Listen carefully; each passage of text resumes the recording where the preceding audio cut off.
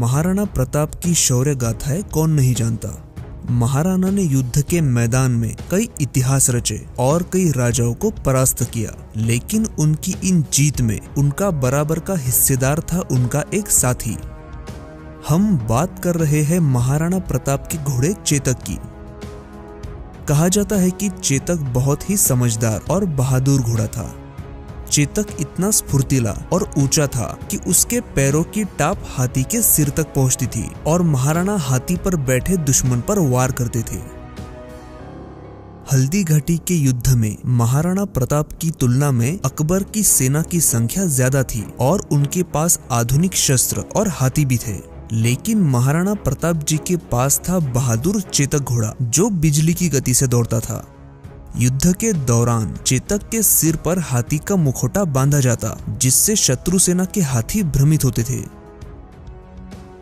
युद्ध मैदान में चेतक दुश्मन हाथी के सिर पर चढ़ जाता था, जिससे महाराणा को ऊंचाई से लड़ रहे दुश्मन को मारने में आसानी होती थी। हल्दी घाटी में हुए युद्ध में महाराणा प्रताप की जीत में चेतक घोड़े का बड़ा योगदान था। इस युद्ध में महाराणा प्रताप विजयी हुए, लेकिन बुरी तरह से घायल होने की वजह से उन्हें युद्ध भूमि छोड़नी पड़ी। अपना एक पैर कटा होने के बावजूद महाराणा को सुरक्षित स्थान पर ले जाने के लिए चेतक घोड़ा बिना रुके 5 किलोमीटर तक दौड़ता रहा।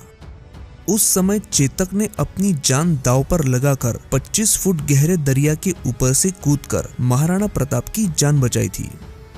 महाराणा को सुरक्षित स्थान पर ले जाने के बाद ही चेतक ने अपना दम तोड़ा। हल्दी घाटी के मैदान में आज भी इस बहादुर घोड़े का स्मारक बना हुआ है।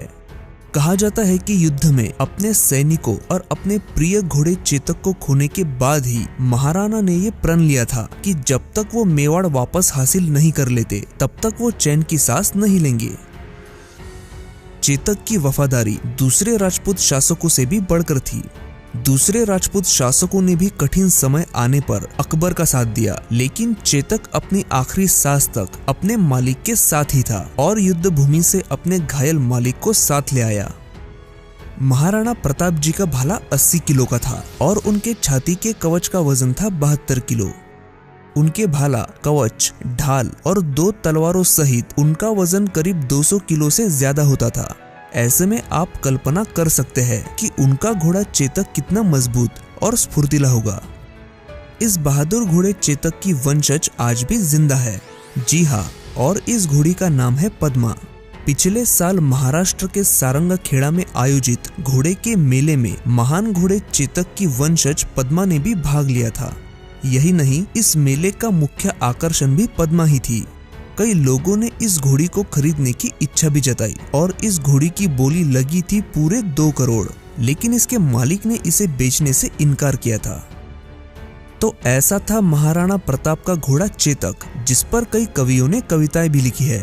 इतिहास में शायद ही कभी किसी जानवर को ऐसा सम्मान दिया होगा, ऐसे याद किया जाता होगा। महाराणा प्रताप के इतिहास का जिक्र चेतक घोड़े के बिना अधूरा रहेगा।